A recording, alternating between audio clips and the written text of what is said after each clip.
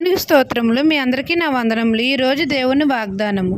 నీ కుటుంబకులు భూమి మీద పచ్చిక వలె విస్తరించుదురు. యోబు గ్రంథము 5:25 సైన్యములకు అధిపతి అయిన యెహోవా మనల్ని ఆశీర్వదిస్తున్నాడు. మన కుటుంబకులు భూమి మీద పచ్చిక వలె విస్తరించుదురు అని దీవిస్తున్నాడు. మన తండ్రి అయిన యెహోవాను కాపరిగా చేసుకుని మనం యథార్థంగా జీవించిన ఎడల తండ్రి పచ్చని పచ్చికలో మనల్ని పరుండజేసి శాంతికరమైన జలముల యొద్ద మనల్ని నడిపిస్తాడు. ఆయన అధికారమునకు లోబడి జీవిస్తే మన ప్రాణమునకు సేద తీరుస్తాడు. తండ్రి మన కుటుంబకులకు తోడై ఉండి మన శత్రువుల ఎదుట భోజనం సిద్ధపరుస్తాడు. మనం బ్రతుకు దినములన్నీ మన వెంట కృపాక్షేమములే వస్తాయి. చిరకాలము యెహోవా మందిరంలో మనం నివాసం చేస్తే మన కుటుంబీకులు భూమి మీద పచ్చని పచ్చిక వలె విస్తరించుతారు. మన సంతానం విస్తారమవుతుంది. ఈ దిన వాగ్దానం మీ నా జీవితంలో నెరవేరాలని కోరుకుంటూ దేవుని సువార్త పరిచర్యలో మీ సహోదరి. ఆమెన్.